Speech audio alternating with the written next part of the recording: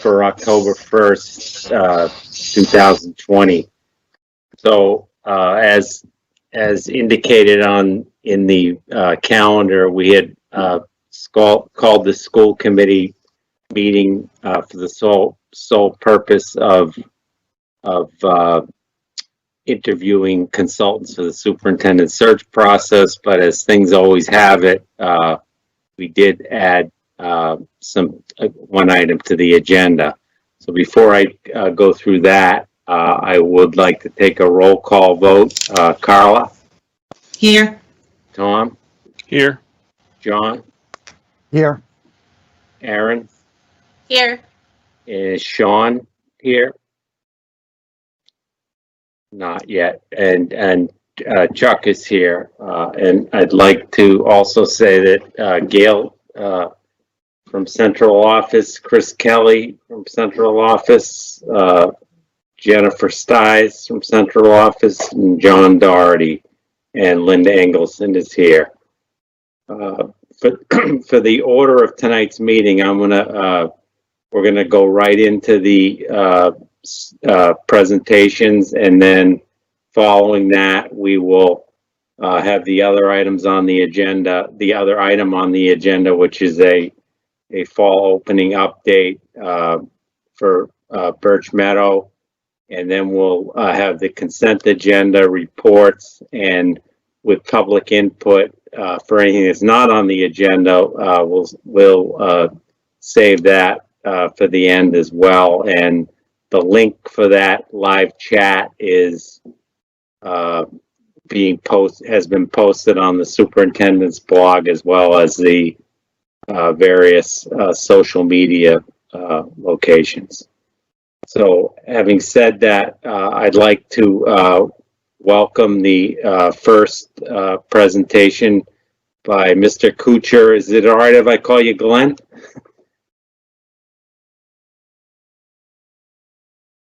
You're on mute.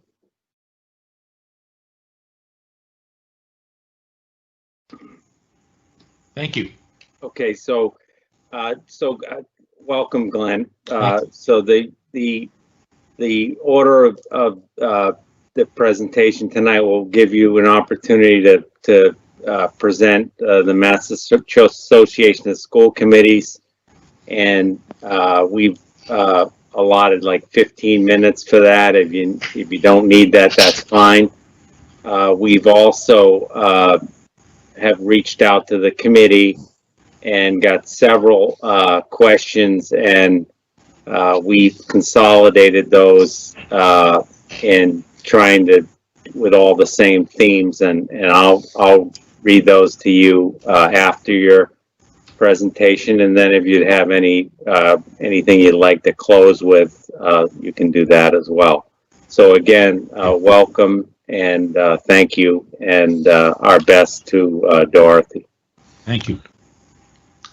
Well, Mr. Chairman, members of the committee, thank you for the opportunity to talk to you. The superintendent search process, it's a very important step. It's one of the biggest stories in your community, as will evolve over the year.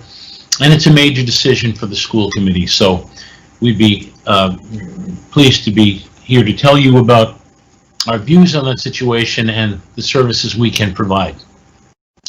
MASC is involved in assisting school districts with their superintendent searches in a number of ways. We have a technical assistance service, which is no fee based, and then we have the full consultancy services, which you may elect based on what the community wants to handle on its own or what they'd like a consulting service to do. We do provide a full consulting service. That service includes walking the school committee through every element of the process, from helping you develop the position description, the decision criteria, the elements of recruitment that go into notifying the network of candidates for the superintendency, assisting you in orienting and developing a search committee to do the initial screening and review of candidates. We have an extensive list of candidates on our recruiting database who are notified of vacancies We're part of the National Association of Superintendent Searchers, whereby we're in communication with the 52 state and territorial school boards associations to notify the universe of candidates of your vacancy. And I will tell you, most of the people looking for superintendencies in Massachusetts will go to two sources.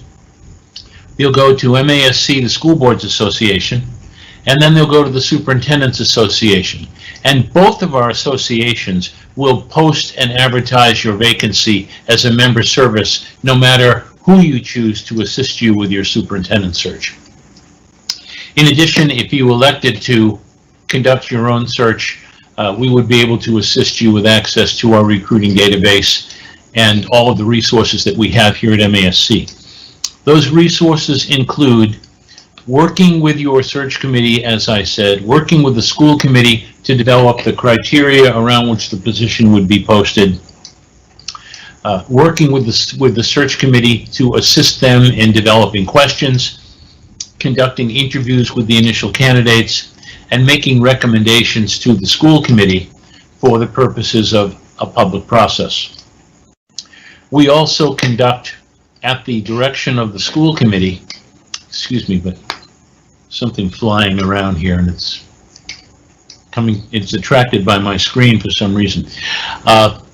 We work with the districts to set up focus groups and online surveys so that we can have live meetings with members of the community and the stakeholders, such as the teachers, the administrators, the central office administrators, the members of the community, municipal government, parents, students, all of whom want a chance to inform the search process. We organize them, we conduct them. Of late, we've been doing it remotely, but normally we do it in person, live. We also set up an online survey for you so people can give you feedback without necessarily coming out to a meeting. Normally on an online survey, we get 10 to 15 times more people responding than people who will come out.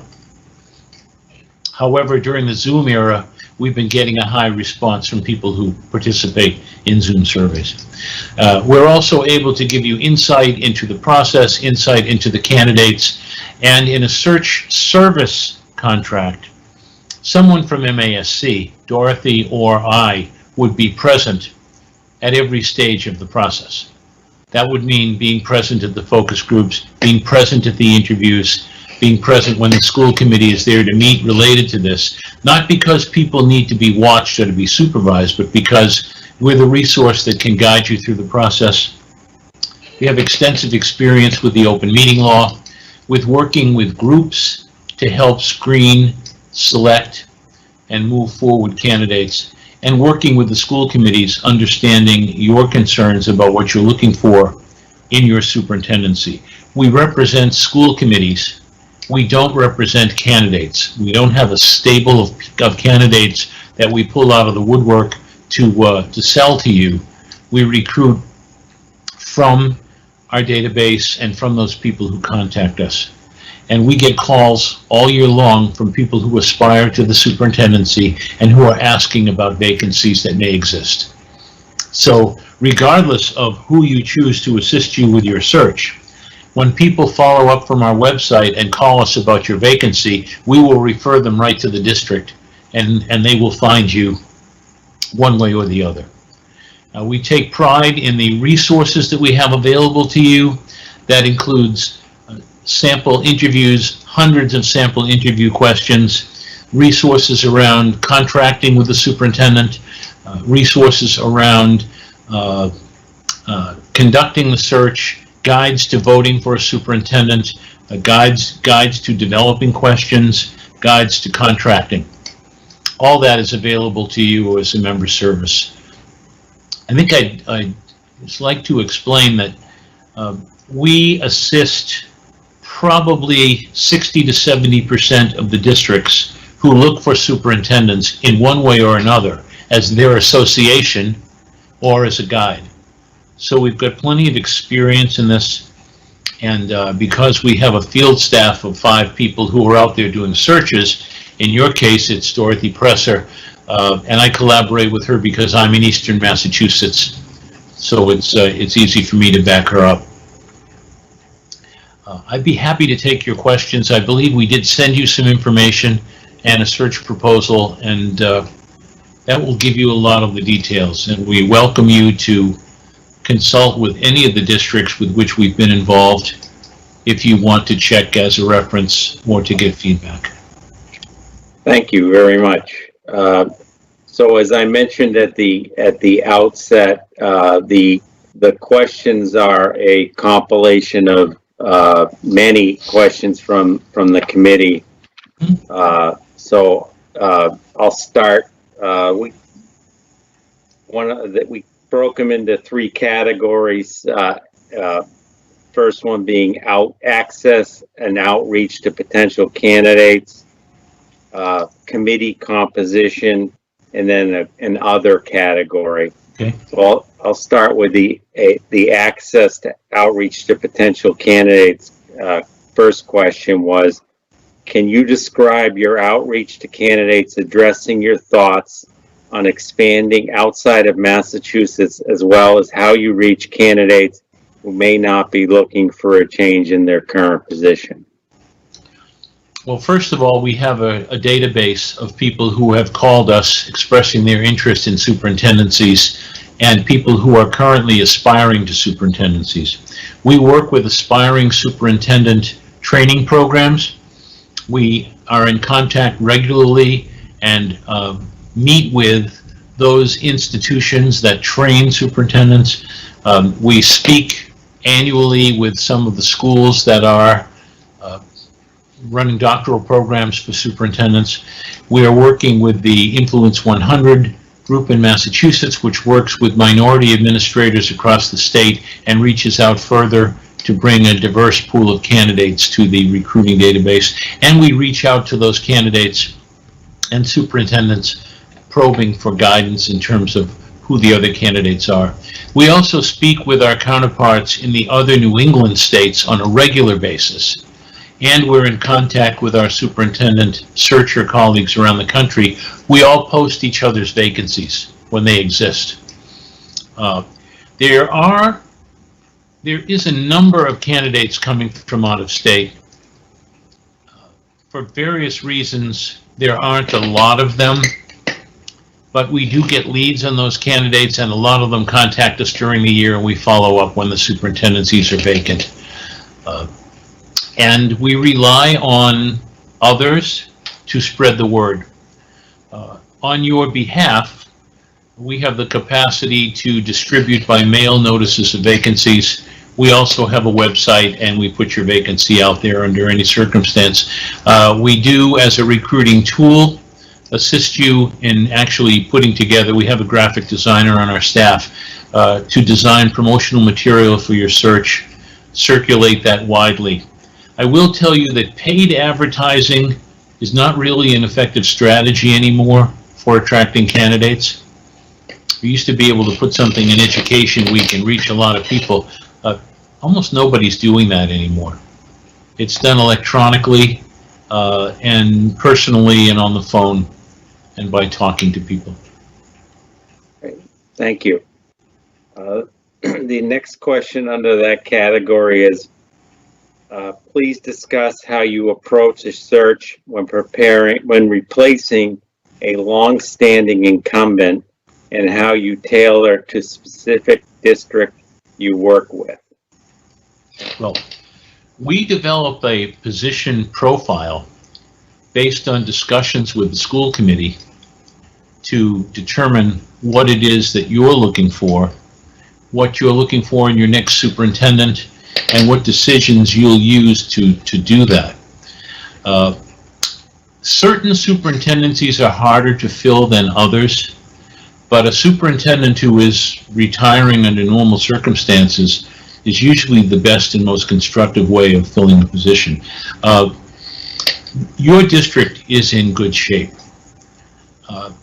You're not dealing with a crisis. You're not dealing with a political situation, political turmoil. There's no missing money, no scandal. I mean, the things about Reading are good. and that is always the best circumstance for filling a position. Filling a position of a superintendent who has an enviable record, as yours does, makes it even easier. And a position has been there, a superintendent's been there a long time. A long time is a relative term. If the superintendent's been there for 30 years, it's very hard to succeed the legend. But superintendents who've been superintendents for 10 years or so haven't quite acquired mythological status. And it's working in transition with the superintendent, as you would hope to have somebody on board able to do that, generally ensures that you'll have a successful transition. But you will want to probe with the candidates about how they'd spend their first, second, and third years of service, getting to know the community, integrating themselves into Reading, and making changes that might need to be made in collaboration with the school committee. So those are areas where you want to probe. I don't see the tenure of your superintendent as being anything but an asset to you as you go forward. Thank you. Under the category of committee composition, please describe your approach to ensuring attendance and participation throughout the process for committees and public input, including specific examples of your most successful approaches. Well, I told you about public input. We conducted focus groups, and we've conducted many focus groups where we try to get input from the community stakeholders and spend a lot of time with teachers and school administrators, but also time in the community with school-based focus groups for parents. We've done as many as about 25 or 30, but it's more likely that we might do 10 to 12 focus groups in Reading or more. We set them up in collaboration with the school committee because you drive the process. You are not getting our process for a superintendency.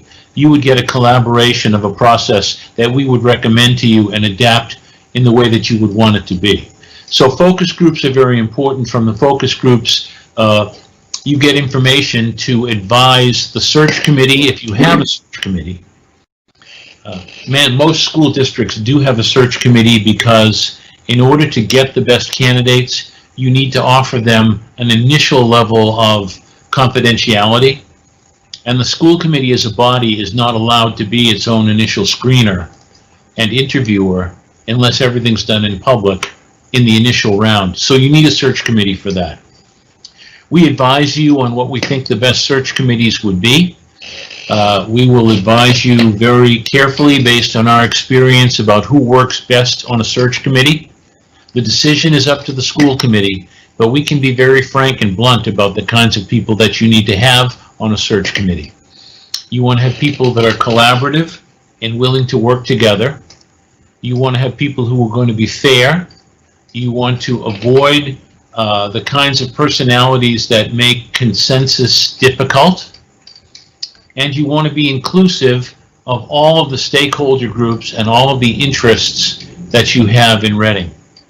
So you're going to want a diverse group of individuals. You may want some students. You may want representatives of your community groups. Frequently, we have a member of the municipal side represented on a search committee. I don't want to get myself in trouble with anybody, but police chiefs often serve on search committees, and they don't necessarily like me telling you this, but they're very good members of search committees. Or the police liaison officer will sometimes serve. They have particular skills in assessing and sizing up candidates. But I'm also told that middle school parents are also very good at telling whether you're telling the truth just by looking at you. So we share the credit for that. We facilitate the work of the search committee. So once you appoint the search committee, which should include representatives of the school committee. I strongly encourage that a minority of school committee members serve on the search committee, because you would be the school committee's representatives to make sure that things are fair and balanced as you deal with the process. We assist the search committee by helping them develop questions, by serving as the aggregator for information, by facilitating the decision making. But all the decisions that are made, and we would recommend to you that the decisions about whom to interview should be made by the search committee. We will take all the candidates who have applied. We will rate them and give you our recommendations about who we think the best candidates to interview are. But we would do that on an advisory basis to the search committee unless the school committee directed us otherwise. That's the process that we use, and it's the process that seems to work well. Mr. Chairman, I also don't want to get myself in more trouble than necessary, but the most successful search committees are usually presided over by the chair of the school committee, who acts as chair of the search committee. Those are the most successful ones because you have an experienced chair dealing with a group of people. Sometimes a school committee member will be designated to serve as chair of the search committee. That works out well. And then sometimes the search committees will choose their own chair. But I found that the best search committee chairs tend to be someone who served as chair of a school committee. That may be any one of you over the years, but it just works that way. And that's just guidance that we would give you. But we do it any way you want, and we make it work. Thank you. Okay, some other questions. How many active searches do you currently have that you are working on? How do you access overall capacity to take on additional searches? In the instance you have an applicant that is a candidate in multiple searches, how do you approach that situation? Well, first of all, at this moment, we are engaged in 2 searches as the year begins. Those searches are in Arlington and in Millis. Millis is, they have their candidates, they're interviewing their candidates now. Arlington has advertised and they'll be closing a week from this week. It does occur from time to time that there are candidates who have applied in more than one district, and when that exists, we work with them to advise them that we need to let the other boards know, and we put up a firewall between those particular searches. As I say, Dorothy Presser was not working on any searches at the moment, although she completed 4 of them last year. I'm working on a couple in, as I say, in central Massachusetts, and we will possibly will have a couple going on in the Berkshire County area as school starts. We just don't know how many will continue, but there is the possibility that candidates would be in more than one process. It is, however, extremely rare that school committees compete for the same candidates at the same time. But if that were the case, we're very careful about the inherent conflict of interest that might apply, and we make you aware of it. Thank you. Please describe a successful and an unsuccessful search, including lessons learned as to what happened and how you addressed the situation and adjusted your process going forward. Okay, well, let me describe a successful search for you. Lexington was involved in a superintendent search. Superintendent left after 3 years and retired. The school committee was actively engaged in talking to candidates. It sort of helped us with the search by becoming engaged and talking to people, being in regular contact with us. We went through a process that involved some terrific candidates, and it's a high-functioning, high-demand district. The community was actually quite actively involved, and I think we're very proud of the superintendent that they found. He worked well, appears to be working well. Now, if you want to talk about searches that didn't work so well, I could talk about situations where you ended up with finalists who all at one time or another pulled out for one reason or another. We've had some search committees that fought with each other over what would happen. We've had communities that were bitterly divided over the campaigning and presence of a strong internal candidate who was demanding the job and using whatever political vehicles were available to do that, versus others who were trying to find the best candidate available rather than someone who had who demanded the job by virtue of seniority. I'll also tell you that you should expect from your search consultant that if your superintendent doesn't stay for at least 2 years, that obligation to redo the search is a requirement. So I will tell you that I've done 3 or 4 searches in my 20 years at MASC where I had to redo searches where superintendents did not stay, or where they, for any reason, one reason or another, didn't work out. We've had searches that failed, and for that we have what we call Plan B. And what do you do if you can't find a candidate that works? And the answer is you start over. But before you start over, you might consider finding an interim superintendent to hold the fort until you successfully find another candidate. So we've started superintendent searches in a year. Ultimately, by the end of the year, the school committee is not happy with the candidates, and we go to Plan B. A number of different strategies related to Plan B, as I said, starting over. Sometimes there are candidates who don't apply because they don't want to take the risk of not getting the job. And as I say, the reason for confidentiality is it's no shame to apply for the superintendency in the Reading Public Schools and even be named a finalist and not get the job. That's no shame, but it's no great honor either. And there are candidates who are very good, but I don't want to get into a pool with 2 other sitting superintendents, and what if I don't get it, and then I'm known as the person who didn't get Reading.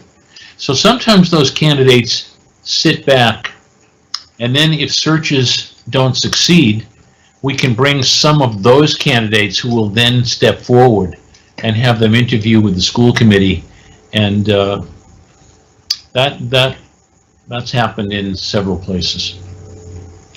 Okay, thank you. I'll tell you, it happened in Braintree several years ago, and a candidate who did not apply, but who was recruited to the process after it took place, became a superintendent.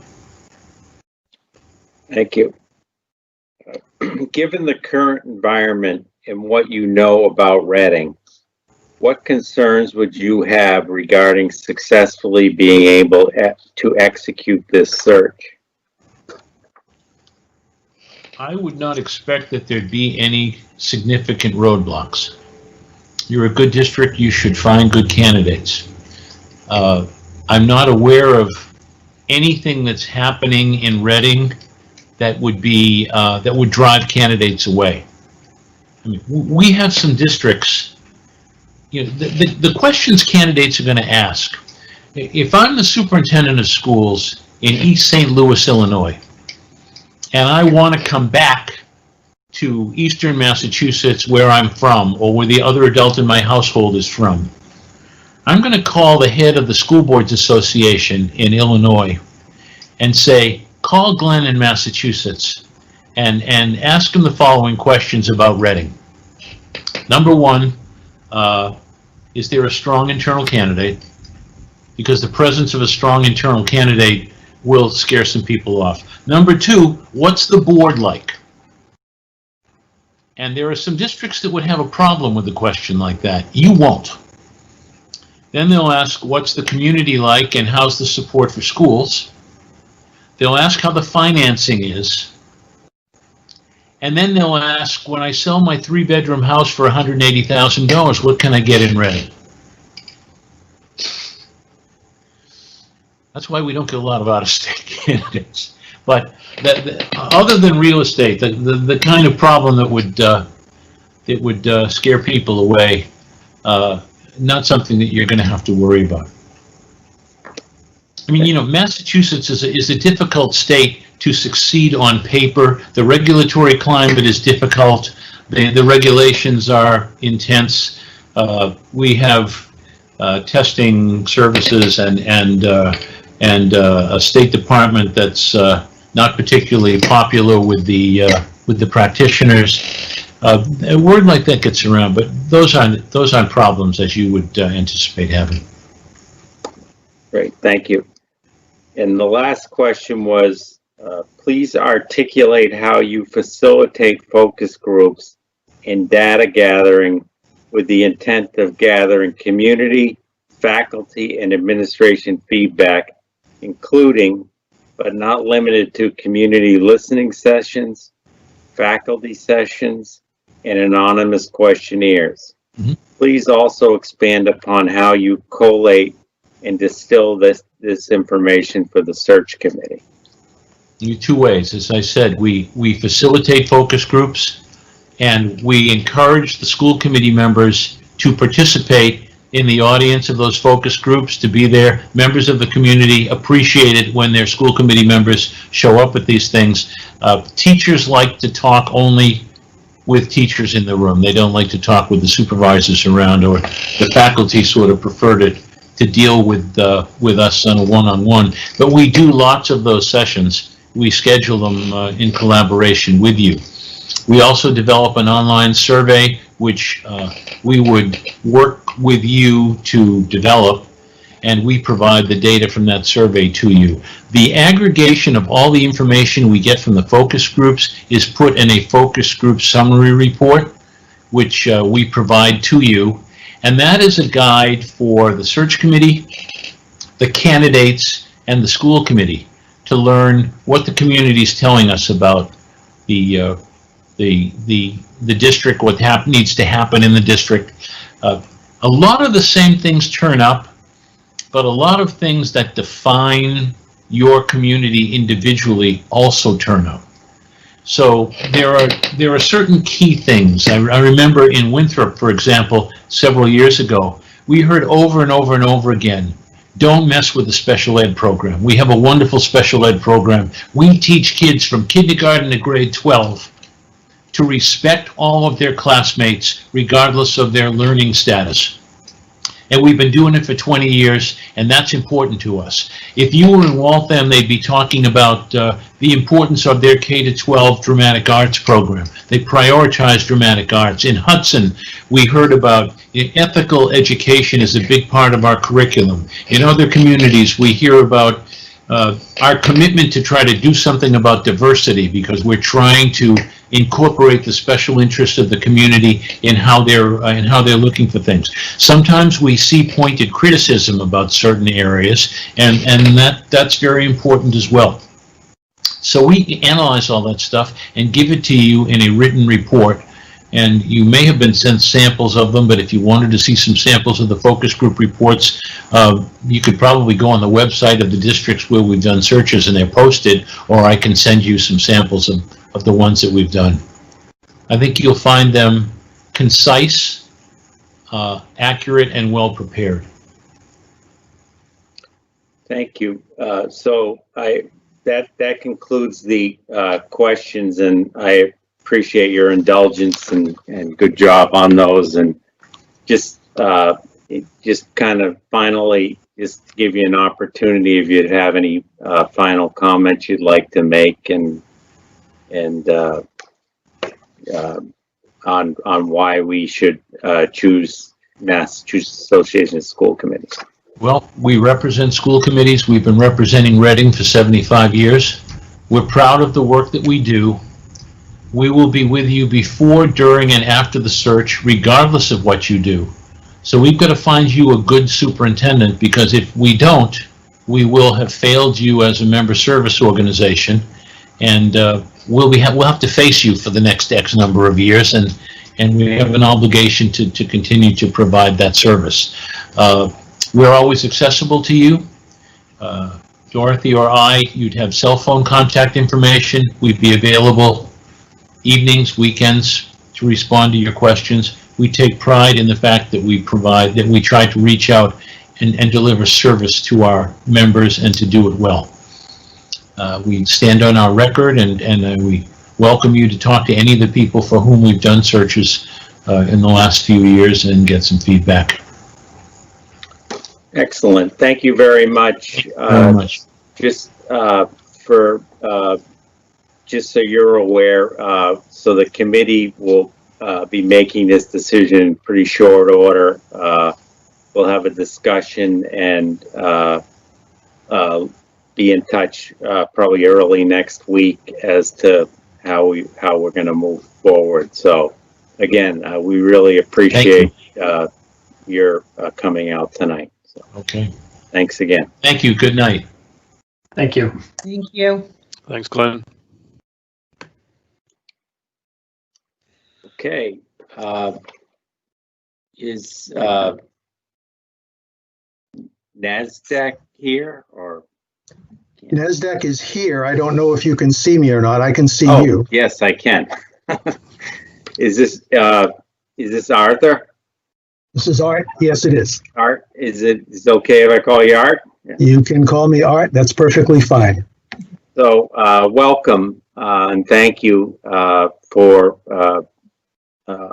agreeing to participate in our process. So, the way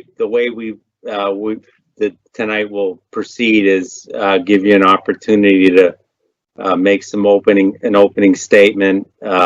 We've allotted up to 15 minutes. If you need less, that's fine. And then the committee developed several questions, and we consolidated that with common themes, and I'll ask you those questions after your presentation, and then if you have a closing statement you'd like to make after that, you'd be available to do that as well. So again, welcome and thank you. Well, thank you very much for inviting me. We appreciate being contacted and being considered for your search. We know a superintendent search for a community is probably one of the most important decisions a community makes, and we're pleased to be one of those that you might consider. Carolyn Burke, who works in partnership with me, was not able to make it to this meeting. However, you would actually have a search team working for you, comprised of myself and Dr. Carolyn Burke, and we can talk more about her qualifications and what she brings to the search, if you like. I'm the executive director of the New England School Development Council, NESDEC. You are members of NESDEC, and we thank you for that. We are a nonprofit organization. We're located in Marlborough, Massachusetts, and we're a comprehensive services organization. Although we have what we call affiliate members, we have approximately 300 affiliated school districts. We pride ourselves on the array of services that we bring to schools, and we can talk about some of those services as we get into the discussion, if you like. We've been in existence since 1946. We were formed at the Harvard Graduate School of Education in 1946. Since that time, we have moved to be a freestanding, not-for-profit organization. So we do not have an affiliation with Harvard any longer or any of the other universities, but we do have close relationships with a lot of the preparation universities in the area. We're somewhat unique, and I think very unique, in that we are a New England-based firm. We do work for school districts all over New England. We are not simply focused on Massachusetts.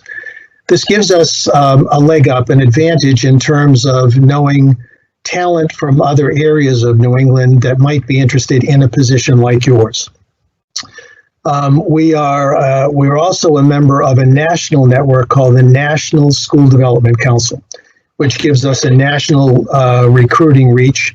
I'm on the board of directors of the National Council, and in fact, am a past president of the organization. So in addition to be located in Massachusetts and understand Massachusetts very well, our catchment area is really the all of New England. And what we do is we bring our regional resources and our national resources to bear on any search that we do within the New England states. We do work in 4 areas. I mentioned that we're a comprehensive service organization. We do planning and management work, which includes enrollment projections, demographic work, strategic planning, special education audits, facilities assessments, those sorts of things. And in fact, you have accessed our enrollment projection services. We also are engaged in professional development, and we work in professional development at all levels of the school system, from the school committee down through the teacher level and into support staff. We also we're involved in research and development. And in fact, we have a national presence in the area of leadership governance and how that impacts student achievement. The other thing that we do a lot of work in, and it's becoming a larger area for us, is in human resources services. And in particular, dealing with Title IX and other civil rights areas that school districts are preparing themselves for. As a search organization, we've done well over 600 searches throughout New England. And I think you'll find that our reputation is very good, and that we really pride ourselves on being of service to you. As you think about what might make us unique, what really we think makes us unique is our ability to design a search around your needs. In fact, one of the very first things we would do would be to sit down with you and talk about the search timeline and talk about the various elements of the search and how you'd like those to roll out. And in conversation with you, that search is then designed in a way that you feel as a school committee will work for your community and will ultimately get you the best results. Now, as I understand it, you've already had one presentation. I don't want to go into too many of the details. What might be good at this point is for you to direct me to the areas that might be of interest to you for me to talk about, which would give you more insight into the kind of work we do. So I'll offer you that at this point. Okay. So we've, as I mentioned at the outset, the committee has developed some questions, and they pretty much would cover all the things that you could do. So that's probably the place to go. And in transparency, I will tell you that these are the same questions we asked the other organizations. So I can start with that.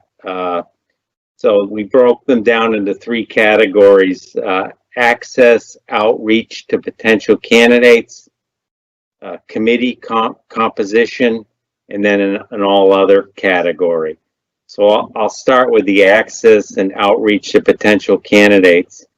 And the first question is, can you describe your outreach to candidates addressing your thoughts on expanding outside of Massachusetts, as well as how you reach candidates who may not be looking for a change in their current position? You're on mute.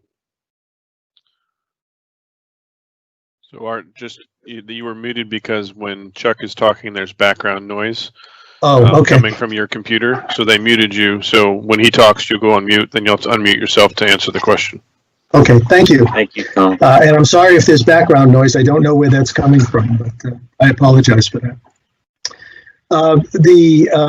I addressed this very briefly in my introduction to you, and I'm happy to expand on our recruiting methodologies and our outreach.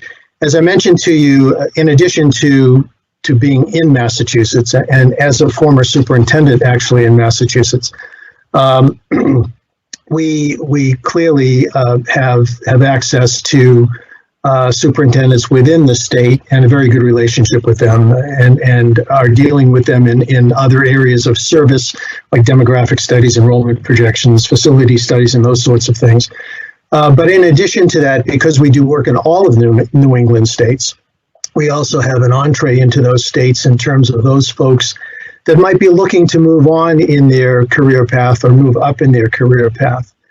The other thing that happens there is because we're a comprehensive service organization and we do other work for school districts, we're in school districts all the time. And so we get to work with assistant superintendents and superintendents and others within the school system, and we get to know those folks.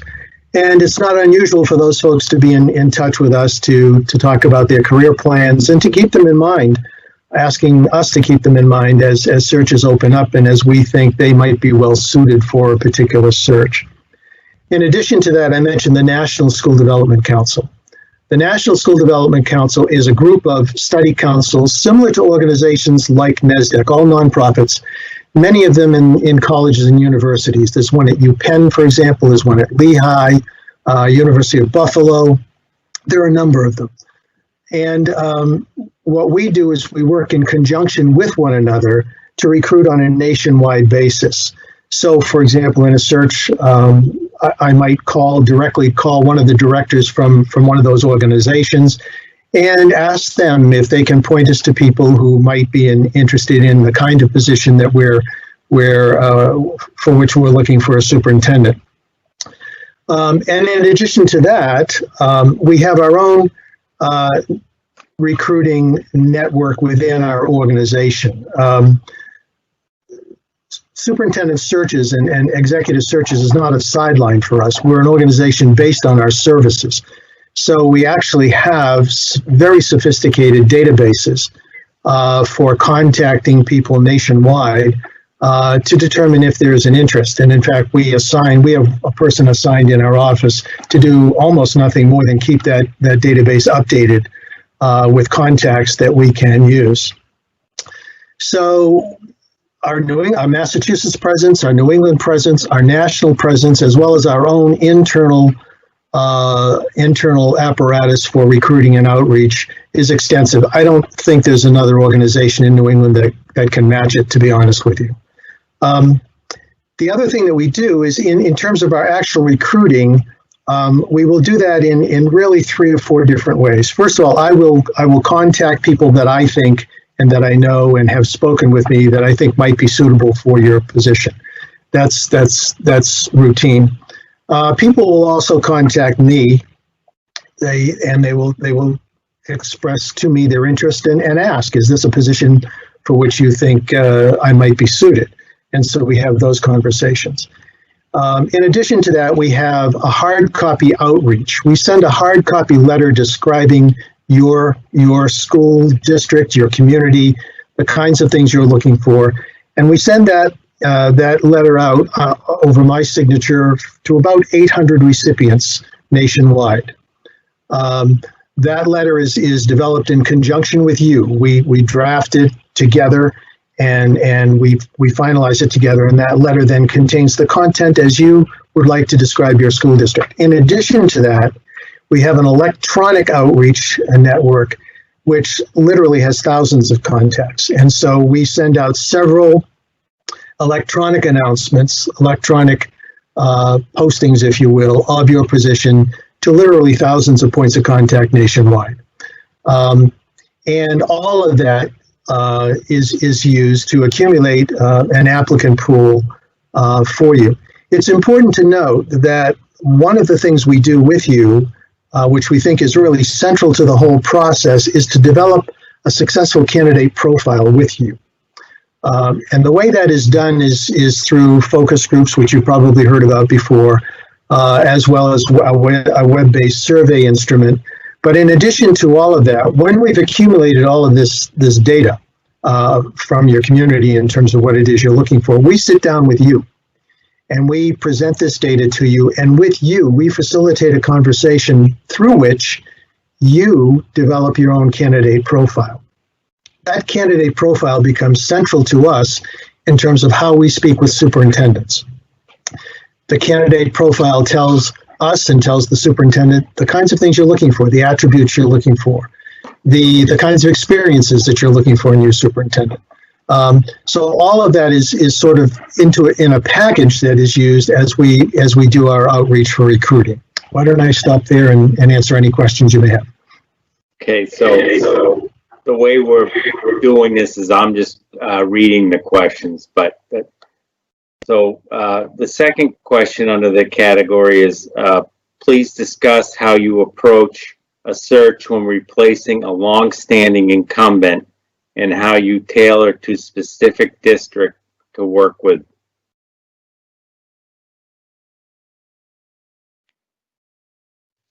Art again, unmute.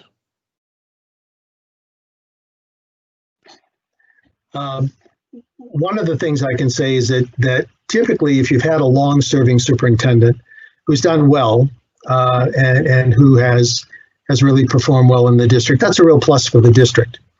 Because one of the things that I think candidates are frequently looking for is moving to a district that has had stability, a district that understands or in which the school committee understands its role, the superintendent understands its role or his or her role, and that together you work to create goals and to achieve those goals for the benefit of kids. I think that's extremely important.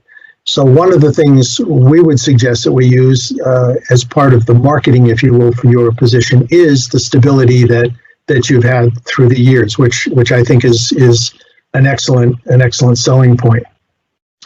In addition to that, as long as it was agreeable to the school committee, I think we'd want to sit down with the present superintendent and get his views on the district and where you're going. Some of the things that may need attention in the months and years to come, and bring that into the discussion about what it is you're looking for as you look for your new leader. And as I said, a lot of that is all incorporated into the successful candidate profile, which helps you to articulate the things that you're looking for in a new superintendent.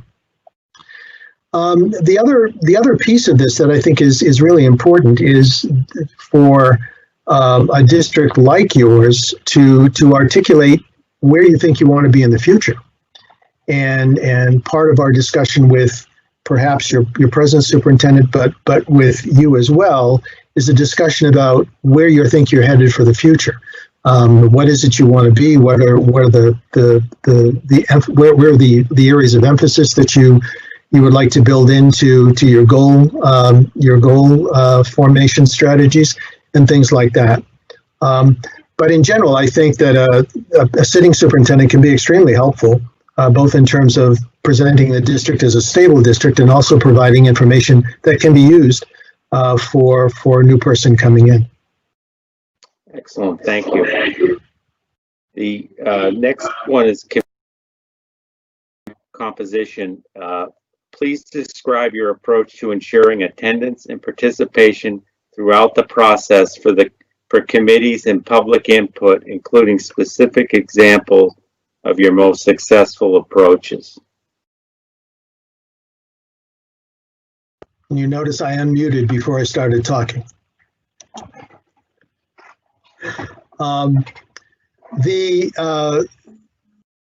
The participation of the community in most searches is really a critical factor.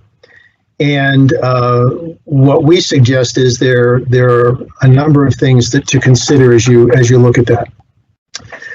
One of the things that, and this is changing incidentally as a result of the coronavirus outbreak, one of the things that you likely will want to do is to engage the public in focus groups.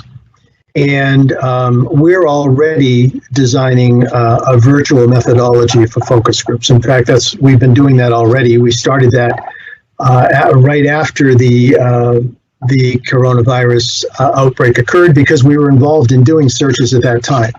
So we had to shift immediately to a virtual platform to do focus groups. And so I can talk with you about that in more detail, but where we used to meet in person, for example, with 5 to 10, maybe 15 people at a time, now we're meeting virtually with those people, similarly to the way we're meeting here tonight. In addition to that, I think you want to perhaps think about what we would call your screening committee. Typically, a school committee will create what is sometimes called a search committee. We call it a screening committee because a screening committee is what's mentioned in the open meeting law.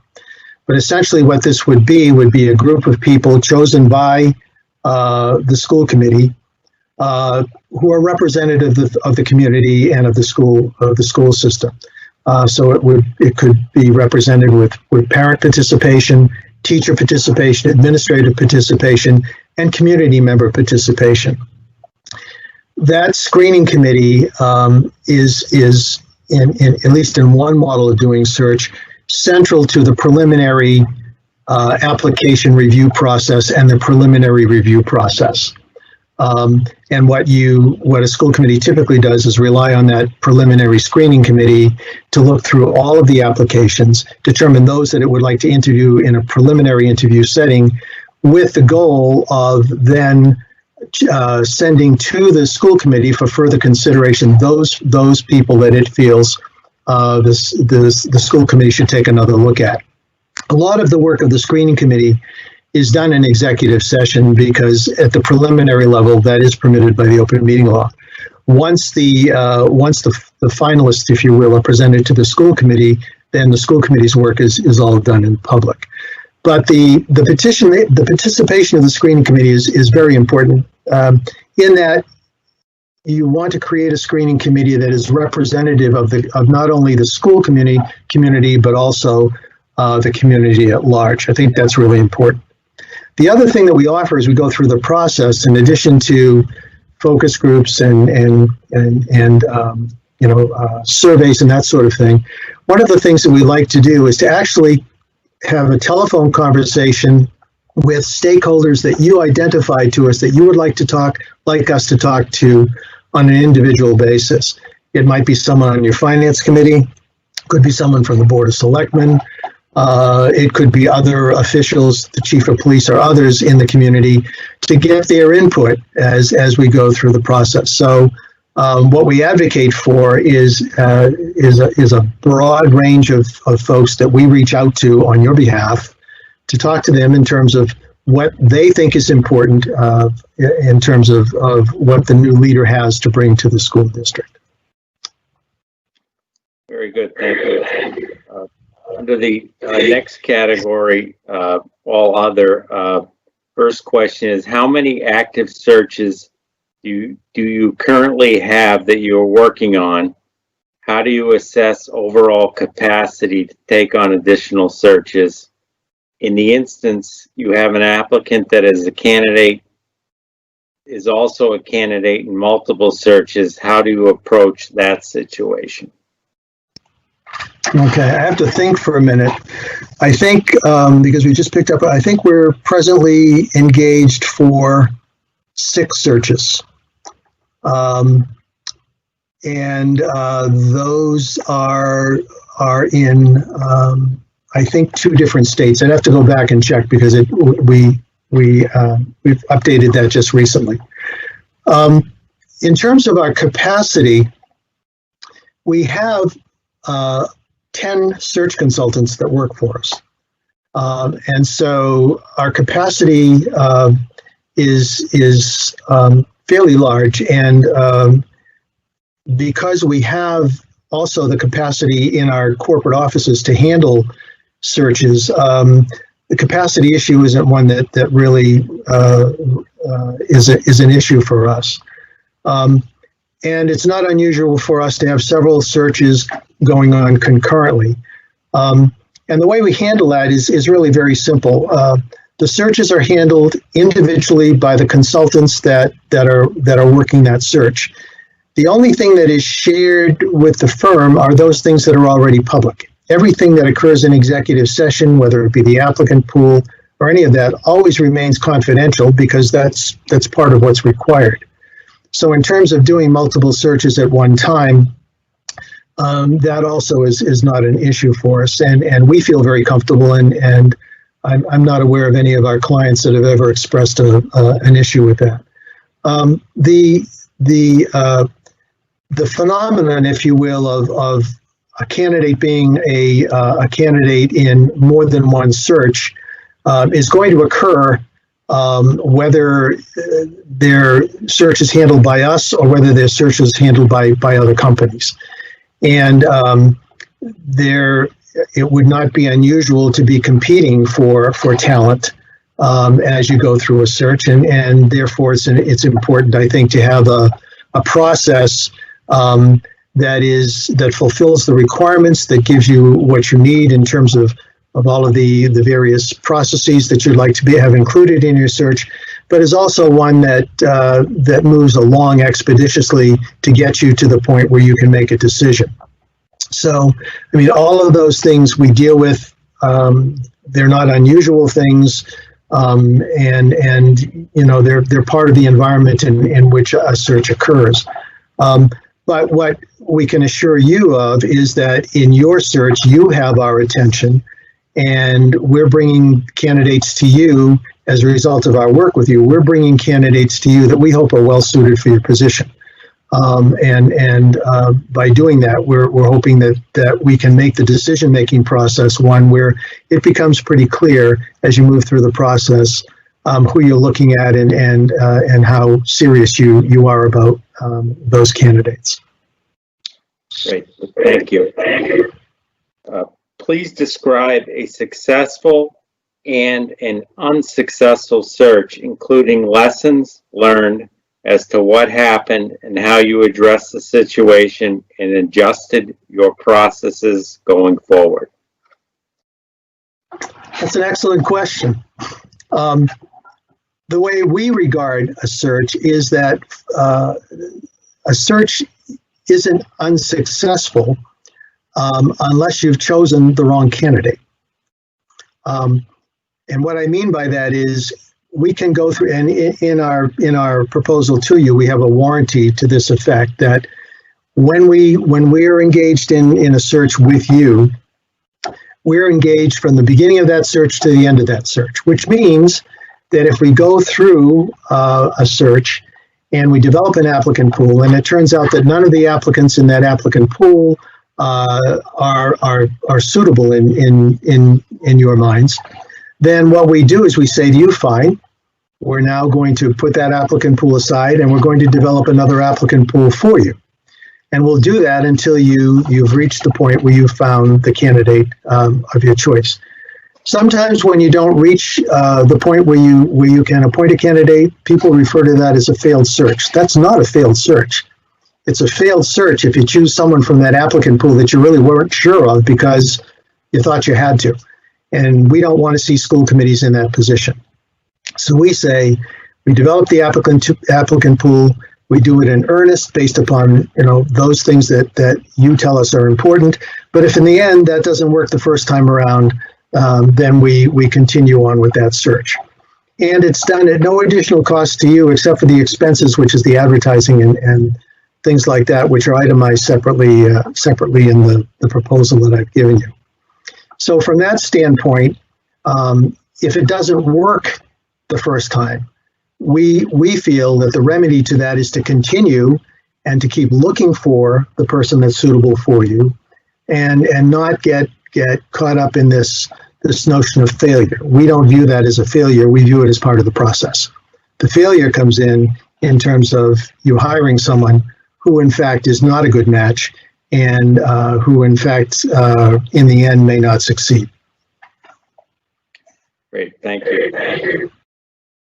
Given the current environment and what you know about Reading, what concerns would you have regarding successfully being able to execute this search? Well, first of all, I think Reading is a fine community, and I think a very attractive community, and I think you will attract talented people to it. You've had stable leadership. It's a good, and you have a school system with a great reputation. I think the circumstances that we're experiencing now in terms of COVID-19 are complicating things for everyone. And we're certainly seeing this in other searches as well.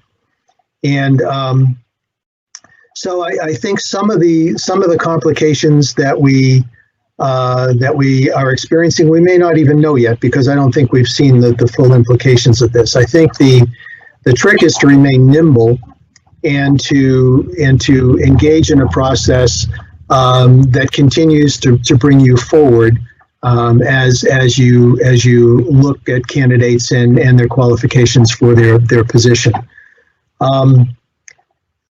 We don't know yet what the impact will be on the applicant pool. I mean, it could reduce the number of people who, for example, I can tell you that in another search that we did last year, had a conversation with more than one superintendent who was presently in a school district.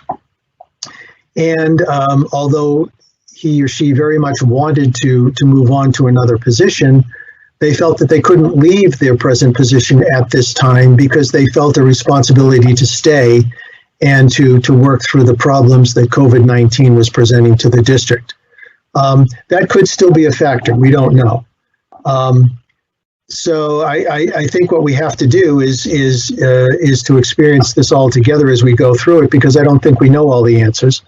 But I think in the end, I think what we do have to be is open to being nimble and to understanding that there will be some things that we have to do differently. The other things that you will have to think about as you go through this is in terms of your community interaction. Most of that will probably be done via internet, and that brings with it new processes and new protocols that you have to get used to as well. And also ways in which you communicate with people to tell them what's going on and to tell them where you are in the search and the various processes that you're putting in place to come to a successful conclusion. So I'd like to say that I have all the answers to you, but I'm being very honest. I don't. I mean, in this kind of a climate, I think we have to take each day as it comes and work it through. What we're very good at, I think, and I think what you'll find from our former clients is we're very good at communicating with you on an ongoing basis. We're there for you. You can contact us anytime, and if problems arise, we're there to help you resolve those problems in a cooperative way. But in terms of having actual answers for what you might encounter, I think that's still to be determined, and remaining nimble, I think, is the way to deal with it. Excellent, thank you. This is the final question. Please articulate how you facilitate focus groups and data gathering with the intent of gathering community, faculty, and administration feedback, including but not limited to community listening sessions, faculty sessions, and anonymous questionnaires. Please also expand upon how you collate and distill the information for the search committee. Okay, I touched a little bit upon this in a previous answer, but I'm happy to get into it in more detail. As I mentioned before, given COVID-19, the focus group process is likely to be a virtual process. And we're already doing that. We already have a protocol in place for registering for focus groups and for conducting focus groups online. Now, there may be an opportunity, and you may have a facility or a means by which you could bring a focus group together in a face-to-face way, and we could talk about that too. But at least for the moment, given the way things are with COVID-19, it seems to me that a lot of that is going to be done virtually. Carolyn Burke, who could not be with us this evening, is an expert in community outreach, and she does a lot of our community outreach work for us. And what she does is ask actually 2 or 3 very broad questions to initiate a conversation with the participants about what are the attributes you're looking for in a new superintendent, What kinds of experiences are you looking for in a new superintendent? What are the tasks and challenges that superintendent may be facing in the first 6 to 12 months in the position? What should he or she be hitting the ground thinking about immediately? We do that typically with somewhere between 6 and 10 focus groups. We're working with another district right now where we're doing, I think, 13 or 14 of them, all virtual focus groups. Those focus groups can be targeted to specific populations. For example, you can do focus groups with teachers. You could even break it up into elementary and secondary teachers. You can do focus groups with parents. Again, you can break them up into elementary and secondary parents. Sometimes even you might want to break out special subgroups of special ed parents who may want to communicate with us. You also have community groups that you can break it up, that you can invite to focus groups as well. Administrators and support staff. So there are a number of groups that you can target with focus groups and bring them together, as well as a more eclectic, if you will, community group that may include all of those. After we are in the process of those focus groups, we record, not digitally or not with a machine, but by hand, we record what we've heard. And what we do is we compile all of those comments into a focus group report that we present to you. In addition to the focus group, we also have a web-based survey that we can use. It's a proprietary survey. It's tried and true. We do speak with the school committee about any changes they might like to make in that questionnaire, and that is also made available to the community. Typically, in a community the size of yours, you could have a couple of hundred, 200 to 300 responses to the questionnaire. And in focus groups, you might bring together 50, 60 people in all, maybe more than that, depending upon who signs up. In addition to that, and I mentioned this earlier, we also would suggest to you that there may be people that you want us to talk to individually via telephone. And so if you give us folks that you'd like us to contact and interview personally, we would do that as well.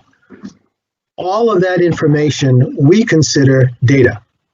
And what the process that we would recommend to you is that we bring that data to you as a school committee in an organized fashion.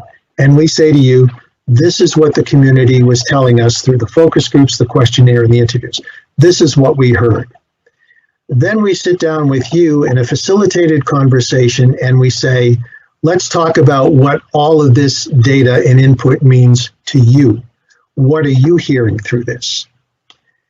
The result of that conversation is a successful candidate profile, which I mentioned earlier, which itemizes, usually in bulleted form, and it's usually 1 or 2 pages of bullets, of the things that you as a school committee have determined through looking at the data that we've provided for you are the important things to be looking for in a superintendent of schools.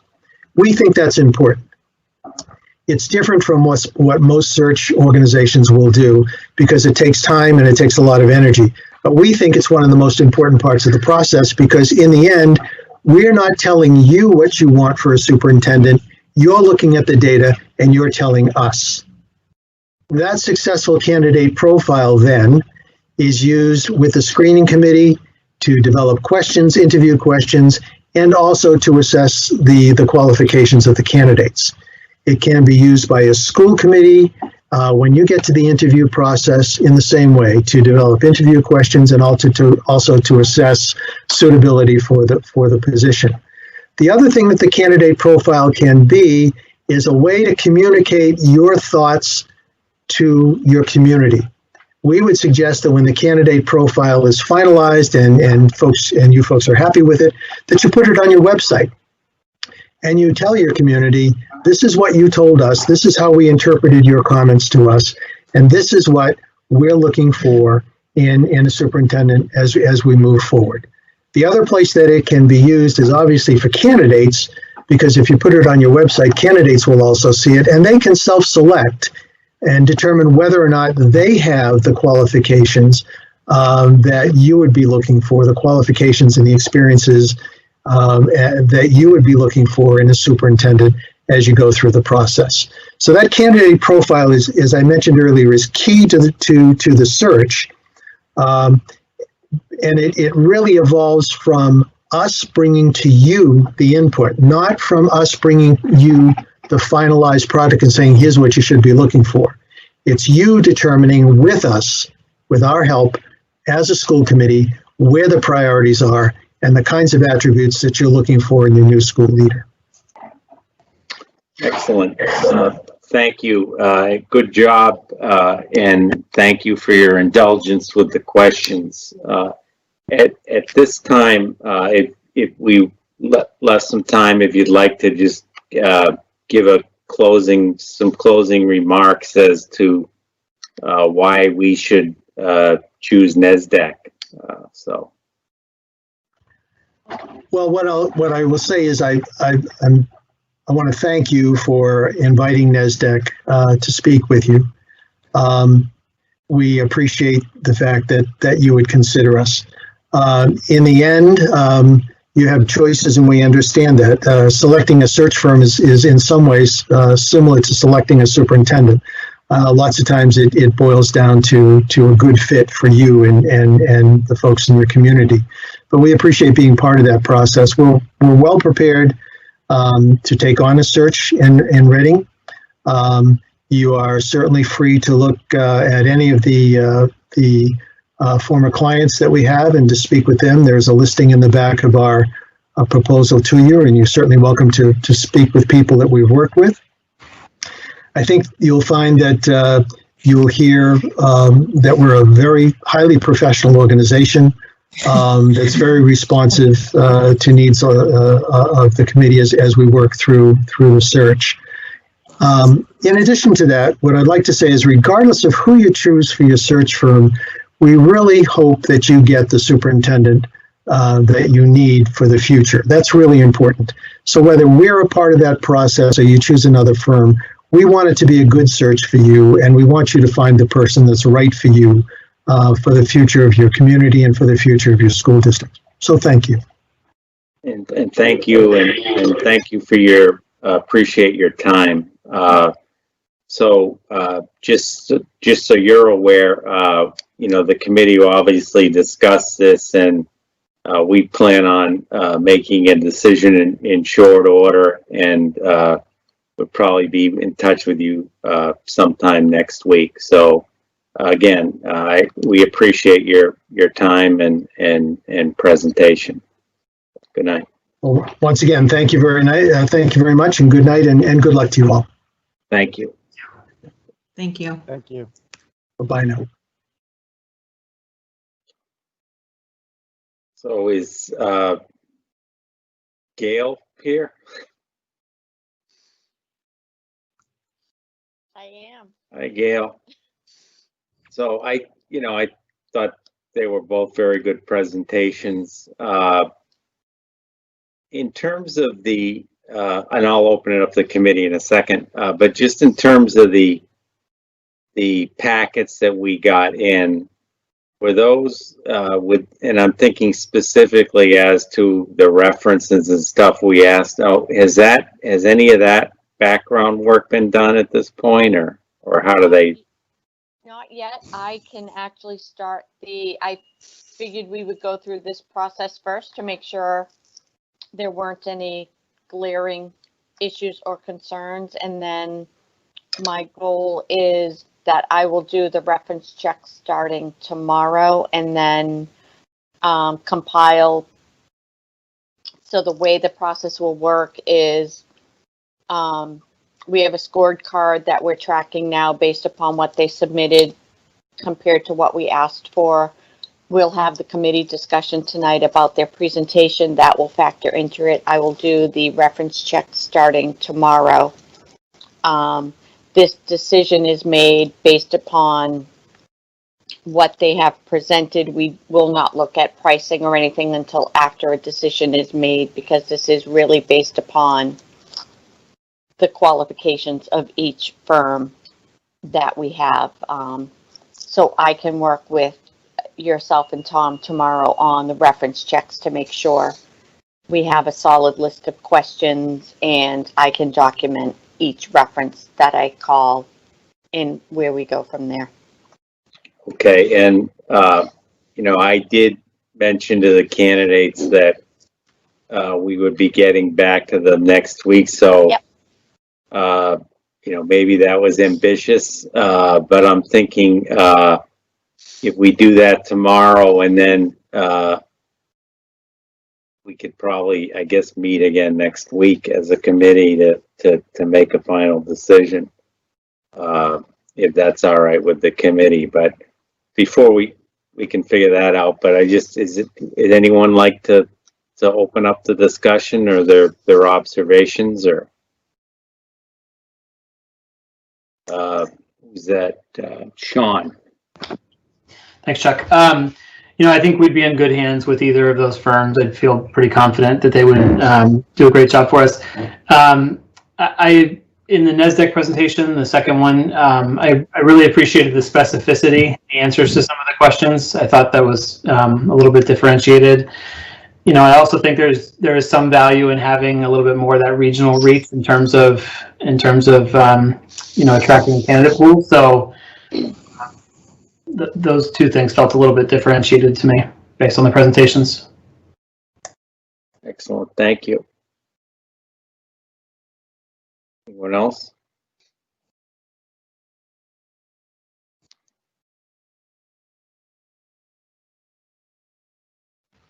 Tom? I guess I'll go too. Sean's feedback mirrors what I was thinking a little bit as well. I came in actually thinking something different based upon the packets that we received and the detail in the packets. I feel like somewhat it's a little unfortunate that Dorothy wasn't here to present herself as part of that, which I have to weigh as part of this conversation, because I do think the mask packet that was provided was much more detailed. The materials they provided in terms of the brochureware and whatnot, although I don't know that we're actually going to worry about a brochure in this day and age, but in terms of the way they put it together, if you look through them line by line, you could see the community details that are very specific in each case. But with that said, this last presentation, the candidate profile really speaks to me in terms of that process from a detailed perspective. Going through the focus groups, having that feed in from information perspective, putting together, for lack of a better way to say it, core competencies of what you're looking for, taking that and converting it into, a job specification, for lack of a better way. It was organized, well laid out, well thought out. And I also recognize and appreciate the flexibility they mentioned with regards to the number of focus groups. Now, Mass didn't limit it at all, right? But when NESDEC said they're doing 13 or 14 for one particular area, I don't know if our community will take that many or not, but I could imagine that there might be that many different constituent groups or people that can meet at different times to attend it. If you want to do a parent one at different times when their kids were available or not available, teachers at different times, different levels. The detail and specificity, I think, also spoke volumes to me as we went through that, and it did alter my perception from where I came in at the beginning of the meeting.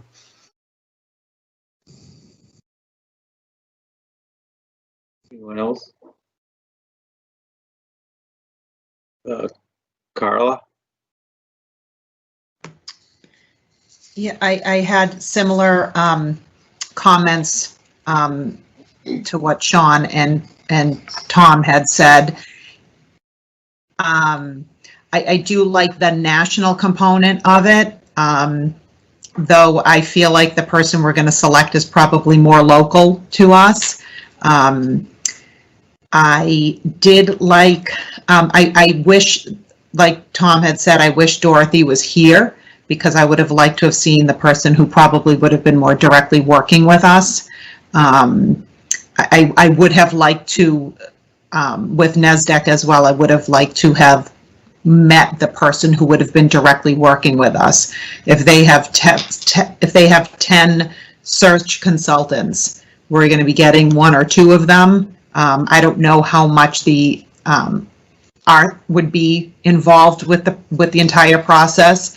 It does seem like Dorothy and Glenn would be involved more so with the mask process. So I think both would bring good results for us.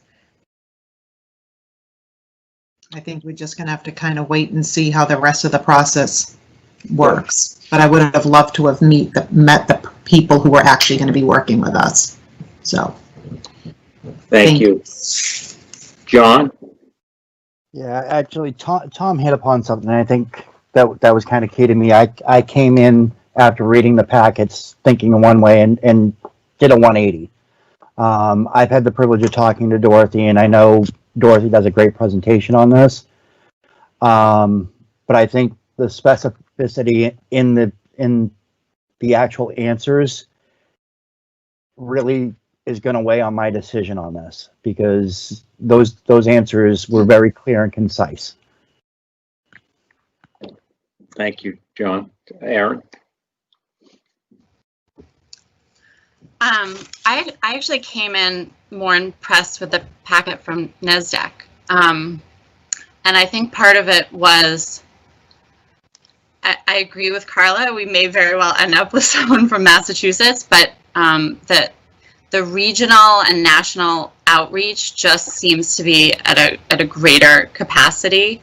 And given this odd time that we are in with the pandemic, there's a certain appeal to me in being able to cast a wide net. And it just seemed like their networks were better established outside of Massachusetts, but also within. I do agree overall, there's tremendous similarity in what they're offering, and I don't think there is a bad choice here. I think we would be well supported, well guided. You know, Tom, some of what you were mentioning, I suspect if we went to Glenn and Dorothy and said we want to create this candidate profile, that is something that they would walk us through. I do know I've looked at some of their brochures that they have created for other superintendent searches, and I found them very impressive. And I think, you know, if we could create something like that, I think they show vision. They show, you know, what those communities are looking for. Yeah, so I don't end this with a strong opinion either way, but yeah, I guess those are my thoughts. Thank you. So I don't have any new revelations, but just some of my observations. You know, like Tom, being on the committee to bring these names forward, I did a scorecard for the written portion, and you know, like Tom, I was leaning another way before we heard the second presentation in terms of how I rated the written material. You know, I know Dorothy, so I guess that doesn't necessarily bother me that she wasn't here. You know, one of the comments that Art made, and I think Carla hit on it, was I think there's 10 consultants, and you know, in my business, you know, I said earlier to Tom and Gail, we present a lot of RFPs, and you know, usually you send the sales guy out to make the presentation, and a lot of times you find that the potential client wants to see the person that's doing the work. So you know, there's something to be said about that, and you know, that, you know, I don't know, you know, maybe NASDAQ should have make that make that decision before and bring that person out. Just that would be my constructive feedback to them.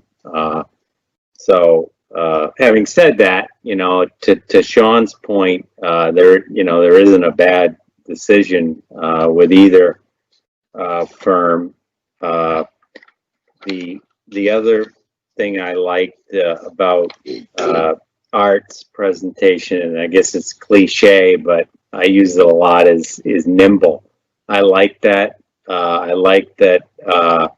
You know, they're recognizing you know, the world we're in and how it's affecting searches, and they're I think he mentioned that they've developed a I don't know whether he used, I don't think he said it was proprietary, but a product for the search process in the I guess the COVID-19 era. So, but that was an interesting thing that he threw in there.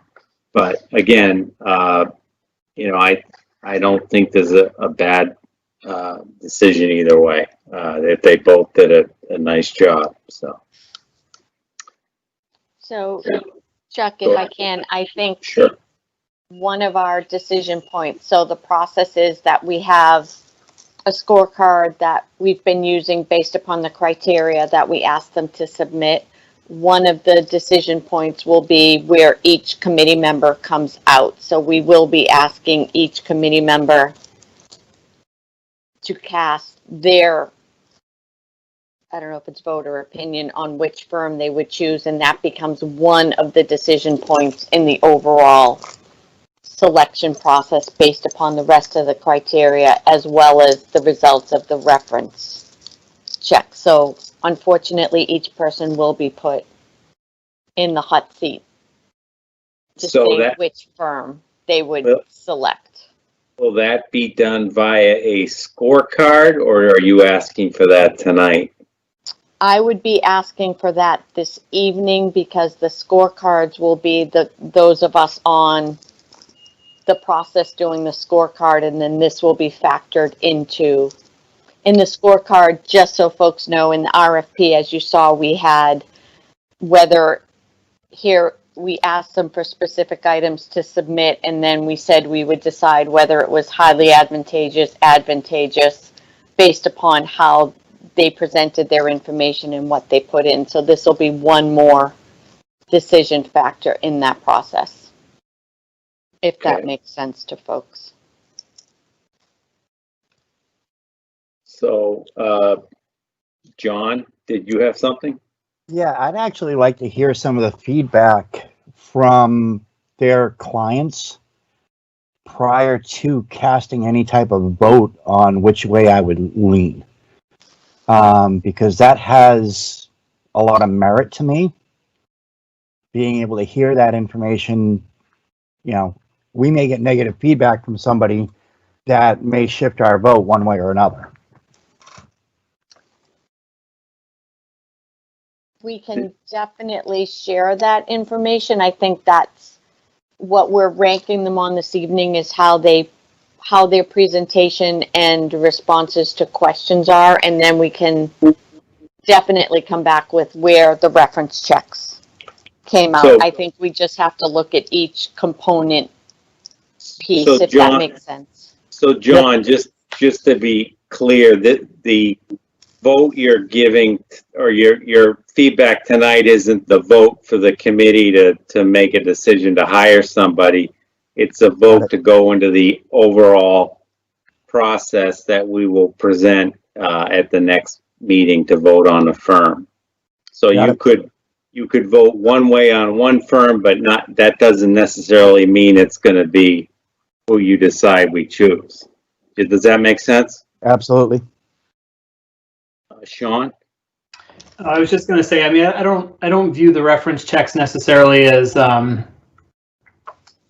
you know, necessary before sort of casting an opinion on where I sit now. You know, Gail, you're not obviously going to be able to talk to everybody that they've worked with. It's going to be a little bit of a random sampling. So I view the reference checks as making sure there aren't any red flags, as opposed to, you know, a huge factor in kind of where I fall out on this as of this moment.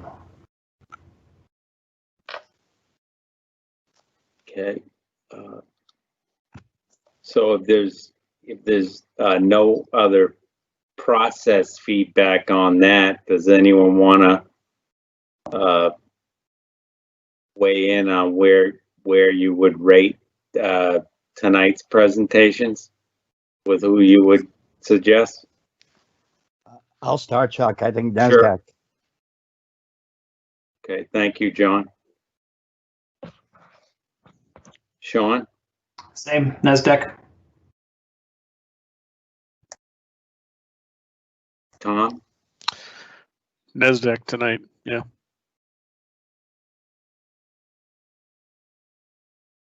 Carla? You're You're muted, on Carla. mute.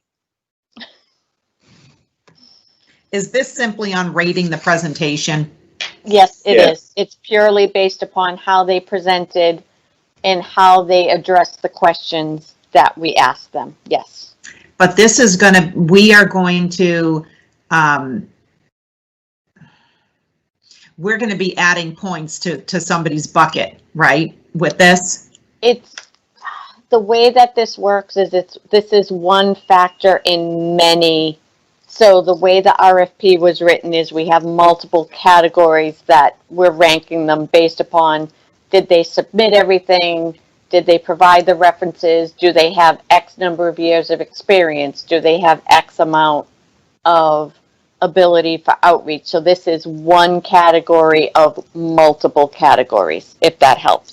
And so if everybody tonight votes one direction, it's not going to give an unfair advantage when we go to cast our votes, It's one category of many. because I might change just based on that factor.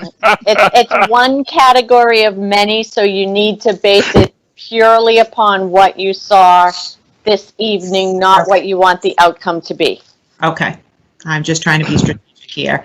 I will vote for NASDAQ tonight. Hopefully I'm answering that right, but this is one category of many subjective categories that we need to put each in the appropriate bucket regardless of outcome. So this is based solely upon this evening. Thank you. Aaron, did you? NASDAQ. So And I would go with NASDAQ too.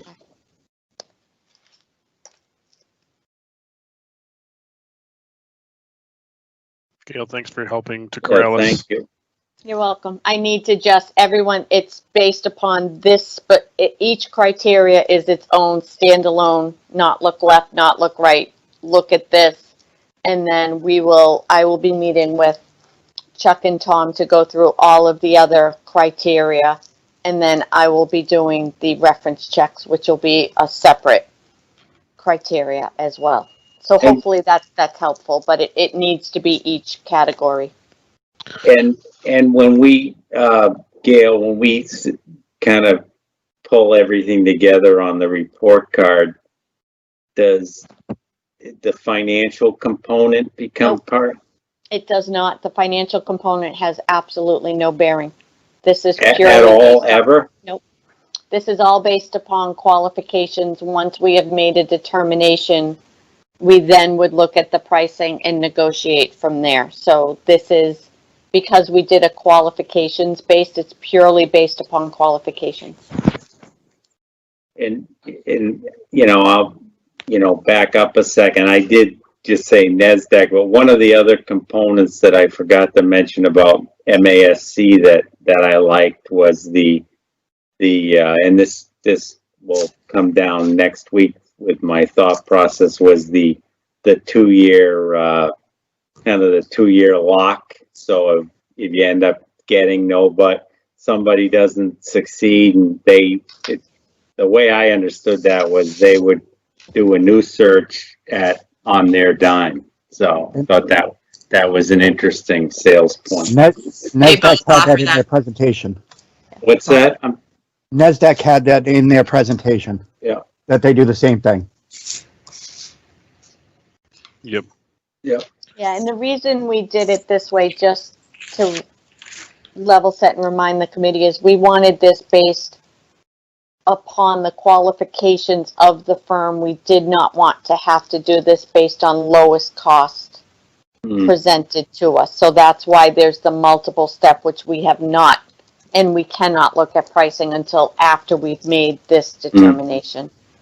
Yeah, and the reason why I brought that up, John, was I know it was in there, but in his answer, it sounded like it was a little more restricted to me in that, you know, things would become more like a la carte, if you will, if they did go into another search. But maybe you know, that would, I don't know how, that's not really that critical, but it just, it didn't seem, if he had not brought it up in the way he did in his presentation, it just didn't seem as clear cut as it was in writing to me. That's why I brought it up.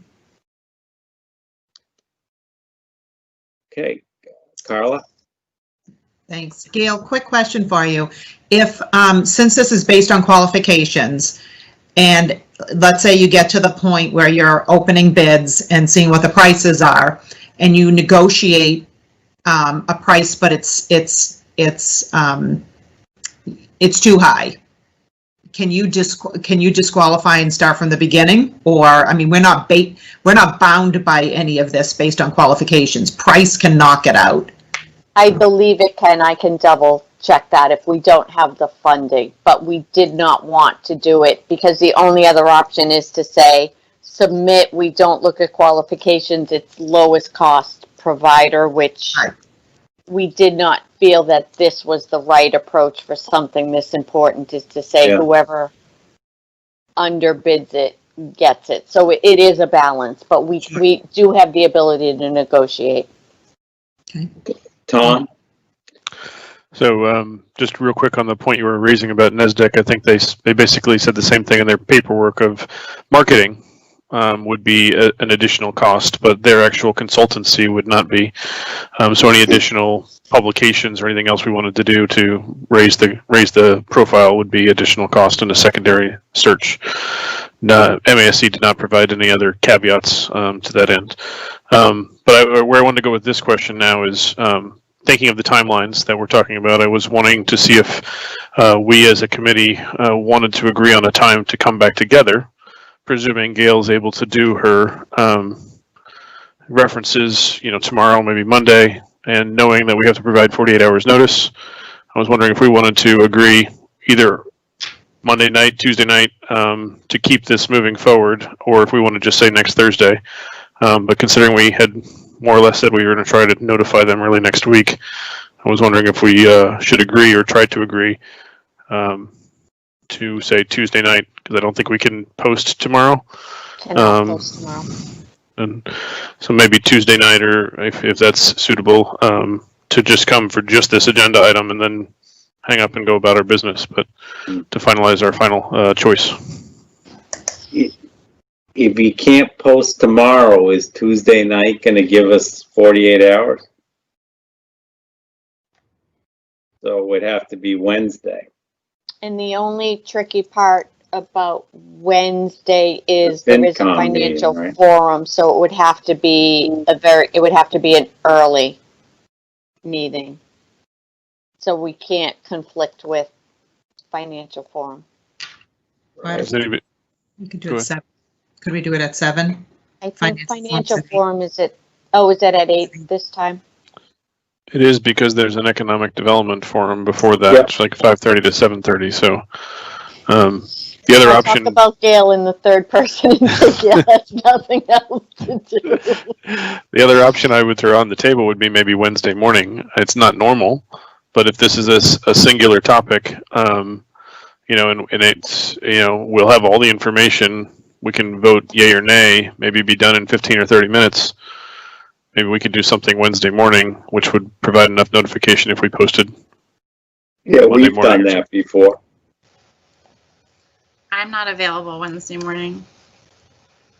You would still have a majority without me, but Oh, well, we would like you there. I have to be in Boston at 9, so depending how early you were talking about meeting. But we could post for even 6 o'clock on Wednesday, right? And then we'd be done in time for the financial forum. Well in time. We could. The only thing we can't post tomorrow because town hall's closed. Is that what it is? Right. We ran We have into to this post on Monday. something else. I can't remember Yeah. what it We have was. to wait to post till Monday. Okay. So maybe Wednesday night it is. Yeah, I mean, I can take the heat from the candidates that Wednesday's still early. It's not Thursday or Friday. So, Midweek. yeah.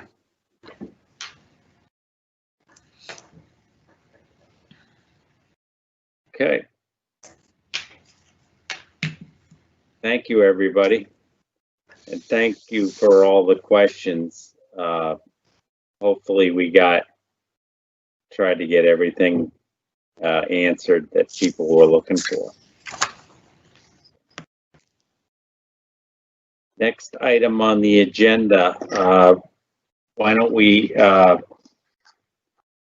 is Dr. Doherty here? Yes, he is. I am. I just woke up. I'm here. Yeah. So we'll go into the, as I mentioned, the fall reopening, the Birch Meadow update first, and then we'll pick up the other stuff at the end. Sure.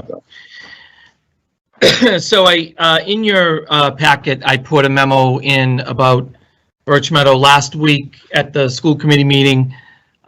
We did give you an update on the modulars, that they were being delayed and that we were working on a plan on how to phase the students into the modulars. I think what we need to do is to look at this as a bigger picture. This is not just as simple as moving 3 kindergarten classrooms into 3 empty modular classrooms when they're ready. Because Birch Meadow was already under constraints, space constraints, which is why we needed the modulars, we had to, there's been a lot of temporary spaces that are in the building right now, particularly special education spaces. So what Julia Hendricks, the principal, has had to do is and this was all determined during the summer when we did not know yet that there was going to be a delay. What she did was she created the room assignments for the first month of the year based on what would be easiest to move classes in and out once the modulars were available. So kindergarten classrooms are actually in the first grade classrooms. So not only do the kindergarten classrooms have to be moved into the modulars, but the first grade classrooms have to be moved from their temporary locations into the current kindergarten classrooms. In addition to that, we have some temporary spaces that are being used for special education. I believe the library and the music room are 2 areas. And we have some therapy rooms as well, and those need to be moved. The bottom line is there's going to be a lot of moving going on. When we found out that the modulars were going to have a delay of 6 days, we wanted to make sure that our teachers weren't going to have to move twice in the same week, because that really would have been counterintuitive to what we were trying to do. So that is why in the memo you could see that we proposed that we have a remote day of school on the 9th for Birch Meadow students, while everyone else, all other students, have the day off and teachers have a professional development day. We then took that day and moved it to the 16th, which is a Friday, as a professional development day. The 15th, we are taking from another professional development day, which is May 28th. The reason why we need 2 days is because normally it takes a teacher 4 to 5 days to set up an empty classroom. That's usually done in the summer when we have a lot of time to be able to do these things. it isn't just as simple as moving in desks and chairs. The teacher needs to set up all of the different learning stations, the areas. In this case, we also have a hybrid setting, so we're going to have to set up a satellite classroom as well, and what that's going to look like, making sure we have the proper distancing.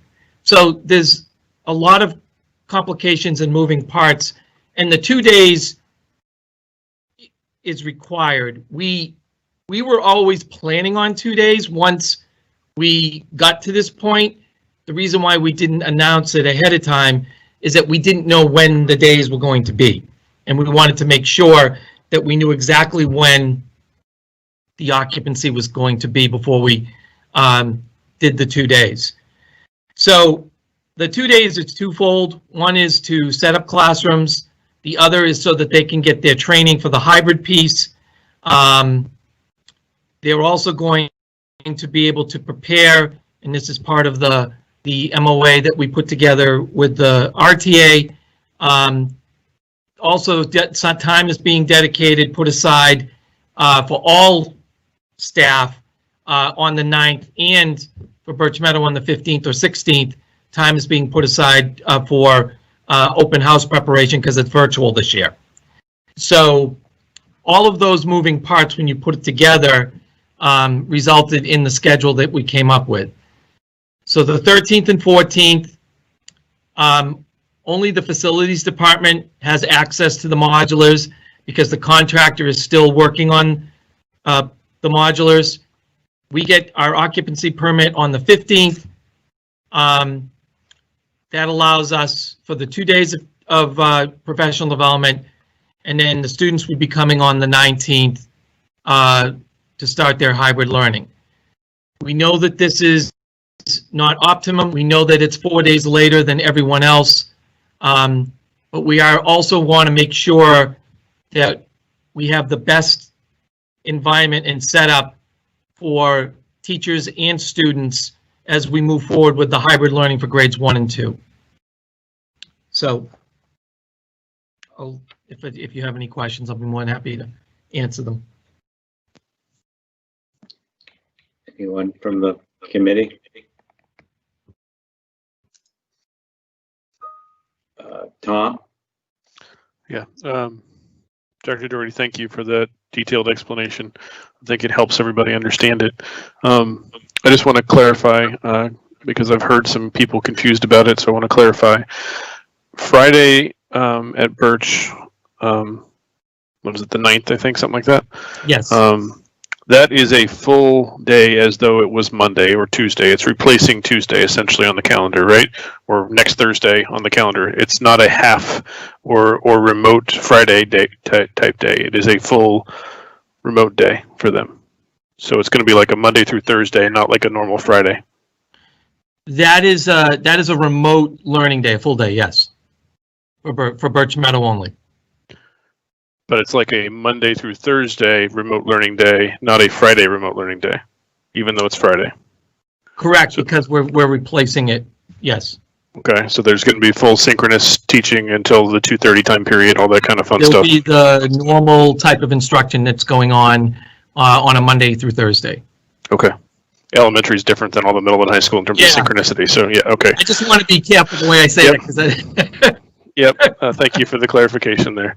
And then they will get back another day of full, regular, non-half day come May 28th, because that's the day we've taken as to move up into that week. So will they get that back as another full day, or will that be no, that'll be a half day, because that essentially would have replaced the Friday. Okay. Yeah. So they're getting, so it's a Thursday for Friday swap and a Friday for Friday swap. So they get one full regular day and one half day appropriately. Yes. Okay. All right. A lot of logistics and moving all that stuff around. So I should also mention, you're welcome. I should also mention that Tuesday and Wednesday that week, so the 13th and 14th, kindergarten will be remote for obvious reasons, that their rooms are going to be getting emptied. So they won't be able to be in the building.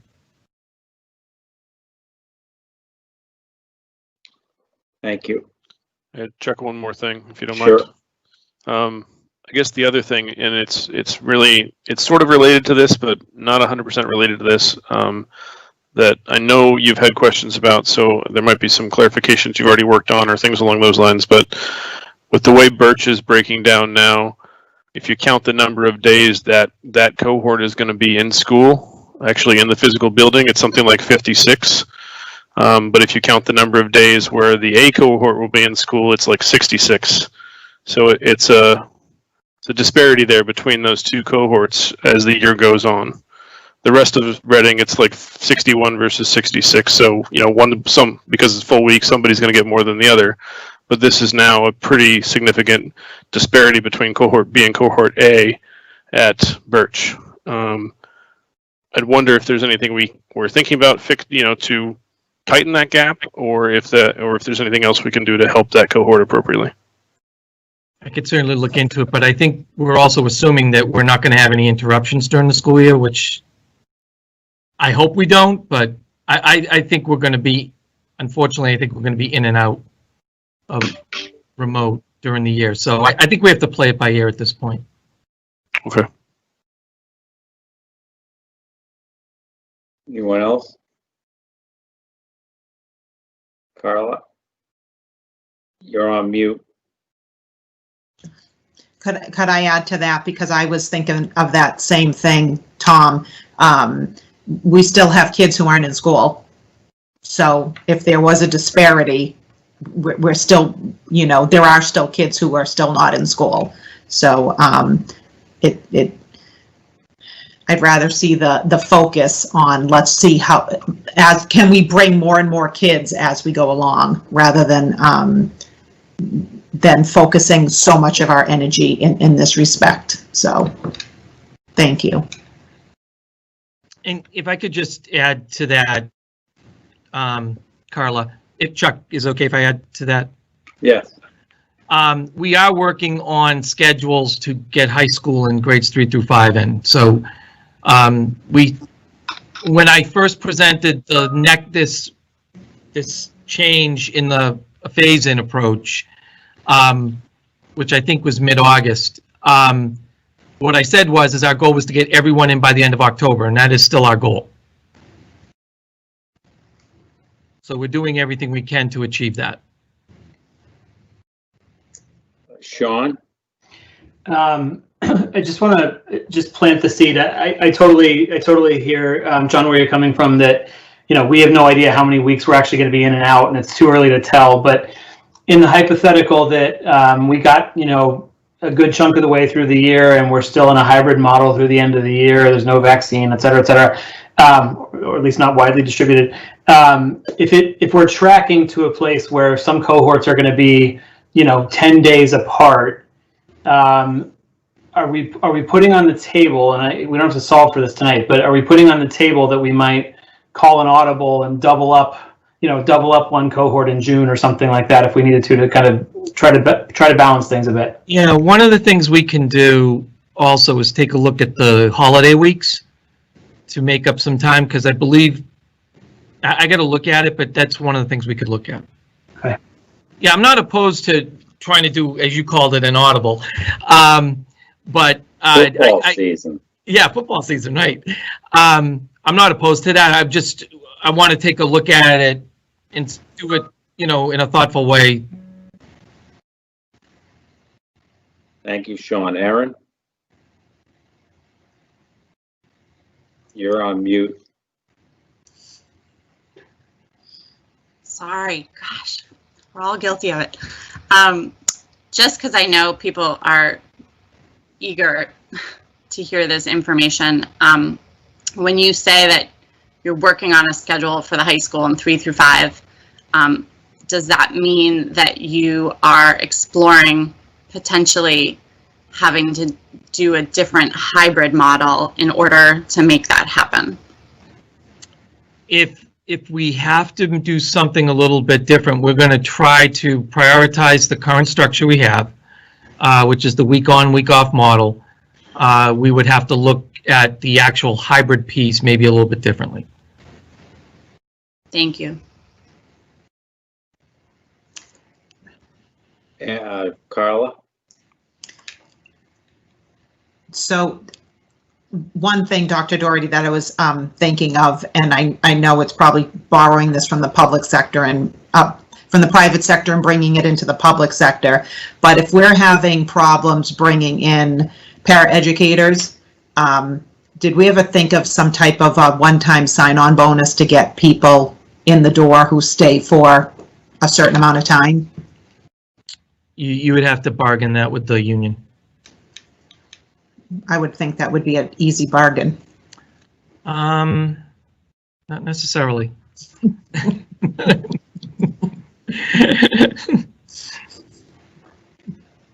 Just a thought. Okay, anybody else? No? Okay, thank you, John. Did you want to do the personnel update too? Sure. So the other memo that was in your packet, and John Parks brought this up at the last meeting, was we've not had a lot of success getting candidates for the HR administrator's position.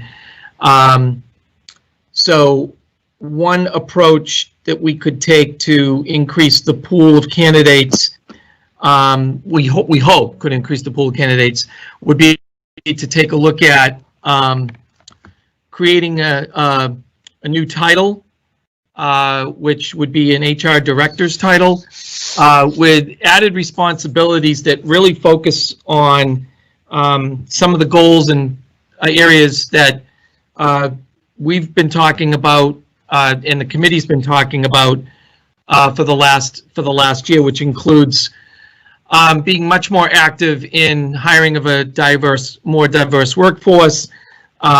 Certainly right now, leaves are playing a critical role in this person's position, knowing that firsthand in all of the leaves that we're processing here at central office, but also to have a greater role in areas involving educator evaluation, teacher licensure.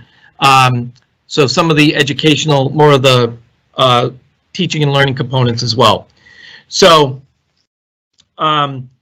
what I've included is a job description that does reflect those changes. And certainly also what that would come with is we would take a look at a different salary range commensurate with experience and qualifications. So that's all included in the in your packet. And we would be posting this tomorrow. Thank you. Aaron, is that from before? I'm sorry. Yeah. Sean? I think Tom beat me to the punch. I'll happily cede the Oh, floor. Tom. You might have the same comments I do. We'll see. So, Dr. Doherty, first of all, I think as we talked on Monday, I'm in favor of this. I guess upgrade of the position overall. So, thank you for taking the time to put it together and bring it to us as a group. Even though technically I don't think you have to, but thank you for doing so. I'm wondering if you're open to feedback on the job posting itself.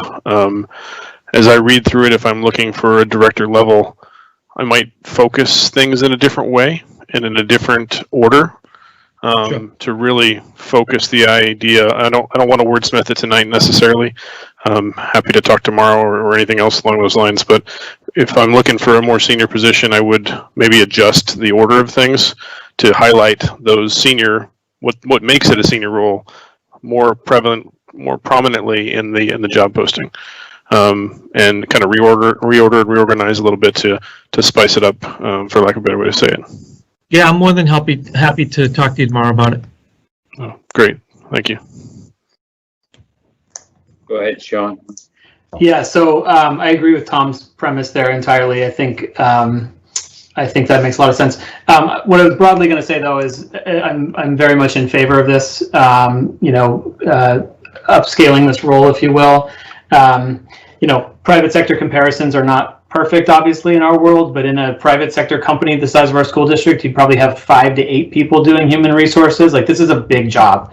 And so having a very senior person who is capable of, being a strategic partner, particularly given some of our priorities that we've started to discuss around, diverse hiring and things like that, is really critical. So totally supportive of the change in the role here, and agree with Tom's comments about focusing the role the role description on those elements. Thank you, Sean. Anyone else? Okay, thank you, John. You're welcome. So now we'll have a consent agenda. Motion to approve the consent agenda. Second. Seconded. Any discussion? Okay, well, the vote. Tom? Aye. Carla? Aye. John? Aye. Aaron? Aye. Sean? Aye. Chuck? Aye. Okay, now we'll hear reports. Is there any staff reports, John, tonight? We do not have any staff reports. Thank you. Okay, Tom? Nothing to report, Chuck. Carla? No reports. John? No report. Aaron? No report tonight. And Sean? I guess it was a slow week. No report. And I have no report. So that takes us to, so Linda, if we can get posted for 6 o'clock, is that all right with the committee? I guess I didn't see anyone object before. 6 o'clock on Wednesday for our next meeting. And now, is there any, did we get any, I gotta check the chat. We have one post, but it's anonymous, so it doesn't comply with our policy. So I've left it there, asking them to provide their name, and unfortunately, the name has not been provided. So, Okay. I do believe there's this comment and response. I believe is already in the packet as well. Generally, from a comment perspective. Okay. So I guess that concludes tonight's business. Unless anyone else has anything else, I'll take a motion. Motion to adjourn. Second. Tom, Aye. Carla, Aye. John, Aye. Aaron, Aye. Sean, Aye. Chuck, aye. Thank you, everybody. Thank Great you. night. Thanks all. Thank you. Good Thanks, night. Ron.